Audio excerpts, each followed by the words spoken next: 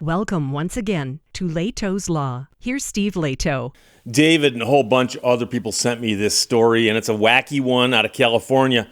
From the Los Angeles Times, Andrew Camper wrote it. Superintendent fired after allegedly investigating students for not applauding her daughter enough. And yes, everything is wrong with that statement except for, I guess, being fired made sense, but she got mad at the students for what now? San Diego area school district superintendent was fired this week, nearly a year after students alleged she threatened to ban them from graduation ceremonies after they inadequately applauded her daughter at a banquet. So her daughter was given an award, and she didn't think students clapped enough. And so she investigated those students, and the allegation is that she investigated them and then threatened them because she was so upset by this. Now, the board that oversees the roughly 35,000 student school district voted unanimously to dismiss her during a closed-door meeting on Tuesday. A statement was read by the president of the school district, or of the board, said it has lost all confidence and trust in her ability to continue to serve as superintendent. The vote followed a board-launched investigation into the actions that began back in November and concluded in April. So this took some time for the investigation, but it brought to light previously unknown evidence with witnesses with direct firsthand knowledge that contradicted her statements and assertions to the board, district staff, and the public. So it's one of those things where, yeah, she did something stupid, and now they're saying, and she lied about it. And of course, that always compounds things. The board said it would not comment further or provide additional information regarding the investigation because it involved so many minors. The school district did not respond to an email or phone call seeking further comment, and a call to the number listed for the dismissed superintendent was not returned. Players, coaches, and parents all alleged that the superintendent bullied and harassed members of the softball team during an after-season team banquet. The superintendent, players alleged, was upset that her daughter, who was named team MVP, did not receive applause from her teammates that the superintendent deemed adequate. So they did applaud, but not enough. Maybe they should have done the wave, or maybe they should have chanted her name. 2, 4, 6, 8. So the perceived slight, players alleged, prompted the superintendent to launch an investigation and threaten to bar seniors from participating in graduation ceremonies. Parents, a player, and 2 softball coaches raised the issue at the school board's November 9 board meeting, alleging the wrongdoing by the superintendent. The board subsequently launched its own investigation, which resulted in this. A senior shortstop was flanked by 6 teammates that evening as she described the banquet initially as the best she had ever attended. She said the superintendent-led investigation made life hell for 10 seniors, threatening to bar them from their own graduation unless they admitted that they deliberately didn't clap for her daughter. She said no one realized any player didn't get enough claps. And by the way, let's stop this for a moment. Let's assume, just for a moment, just for argument's sake, let's assume that everyone on the team decided, you know something, she shouldn't be MVP. I'm not clapping, are you? No, I'm not clapping either. So none of them clap. Is that a crime? Is there anything wrong with that? Now, I know some people are going to say, Steve, in the spirit of sportsmanship, you know, you win some, you lose some, and you applaud somebody who gets an award. Yeah, but that's courtesy. That's not the law. Is there really, like, most schools have handbooks that list the rules that students are supposed to follow. I realize the handbook might be online now, but the idea is there are rules that you're supposed to follow. Is there a rule that really says if one of your classmates gets an award and applause is appropriate, thou must applaud? Is there such a rule? If there is, I'd like to see it. So then the coach called the investigation, that is what the superintendent was doing, flawed, and questioned how it could be considered legitimate or comprehensive. As coaches presenting awards, we had the best view of the events that evening, yet not a single coach was consulted about the events. So, in other words, the superintendent did her investigation by interviewing people she didn't think clapped hard enough and didn't interview any witnesses who could have said, yeah, I've been to 5 of these, and it was normal. Or no, that seemed really strange.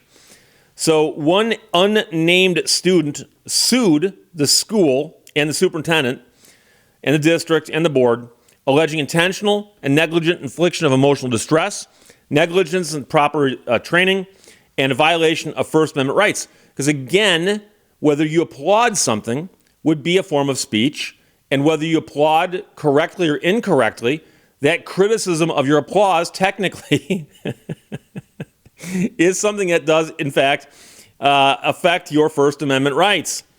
Student alleged that she and the daughter were competing for the same position on the softball team, and that the superintendent and her daughter felt slighted when they thought members of the softball team cheered harder for other players than for the daughter, according to the lawsuit. Now, the superintendent believed there was a conspiracy against her daughter to withhold applause, according to the lawsuit. So here's the thing. The word conspiracy gets thrown around a lot. And a conspiracy at law is where two or more people get together and decide on a course of action where they're going to work in concert to commit a crime. Okay?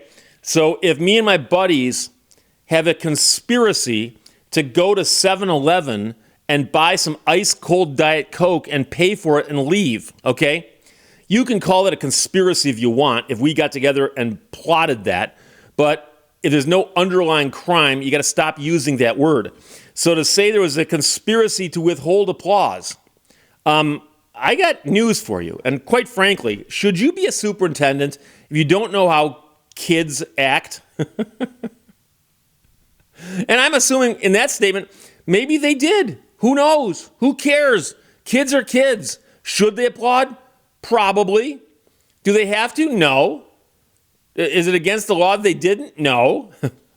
The banquet ended that night around 9 o'clock, and the superintendent texted one player about 2 hours later and spoke with her for more than half an hour trying to prove her theory.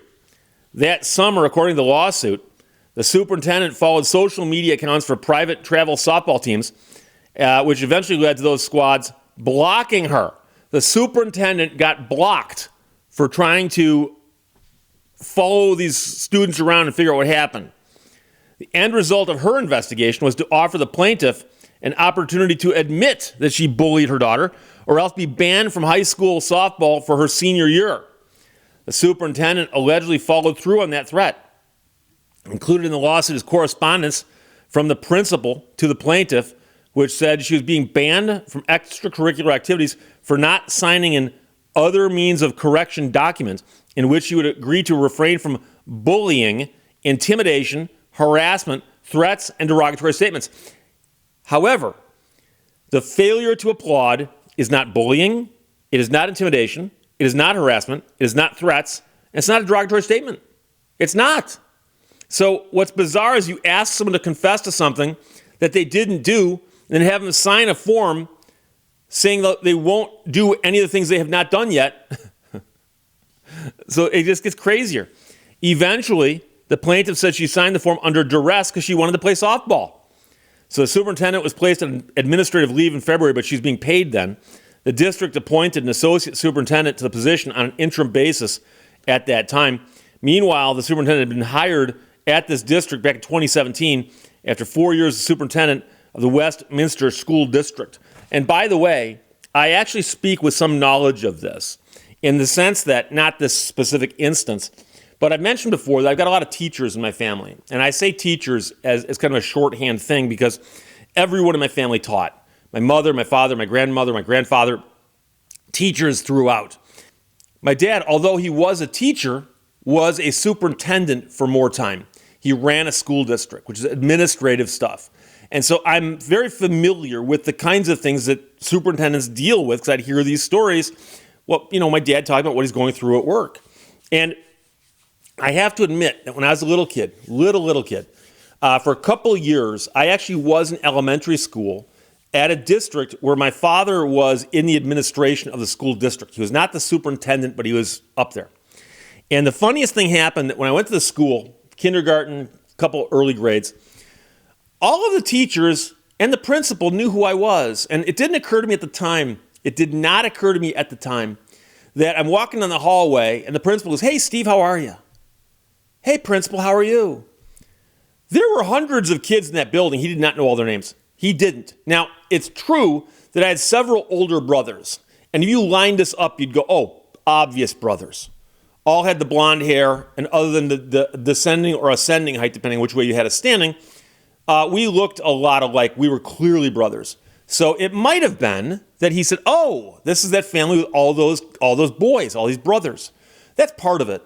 And it didn't dawn on me till later that he knew who I was because my dad worked for the school district and was in the administration there. I assure you that played into it. Now, I never got any special treatment in the sense that no one ever got in trouble for failing to applaud me. You understand that Steve is quiet at nap time? I think we should give him an award, don't you? Hey, you other kindergartners, you start making some noise for Steve because he was quiet at nap time. It didn't happen.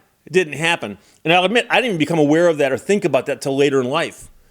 I started thinking about how big that school was and how the principal knew who I was. I'm like, wait a second. So this, however, is crazy. And I've heard a lot of stories in the news the last 10, 15 years in particular, especially because of social media, where a parent will get too involved in their kids' stuff. And you're going, wait, why is this parent involved in what should normally be a playground argument? Okay, for lack of a better word. I'm not talking about crimes. I'm just simply talking about, a mother gets involved because she thinks her daughter's being picked on. And by picked on, meaning that, kids are snickering behind her back or talking about her, which, by the way, happens at every school, in every school district, not just in America, but everywhere else too. Kids will be kids. And yeah, there are rules, and you got to draw some lines, and you don't allow, fist fights and stuff. But will kids be rude to each other? Probably. Should the parents get involved? Not unless it escalates way beyond that. Because when I was a kid, I tried to stay out of trouble. And if kids picked on me, I tried to avoid them. Or I realized, hey, something, that bully's picking on me because he's insecure. No, that never occurred to me at the time. But the point is that this superintendent appears to have gone way out of her way because her daughter didn't get enough applause at the awards banquet for the softball team. And was it wrong that the other players didn't applaud loud enough for her? If they did that, kids are being kids. Suck it up. You still got the award, didn't you? By the way, there's no indication here that the daughter was actually upset by this, just the mother. So she's out of a job now. So Dave and everybody else, thanks for sending it from the Los Angeles Times. And Andrew Campa wrote that. Superintendent fired after allegedly investigating students for not applauding her daughter enough.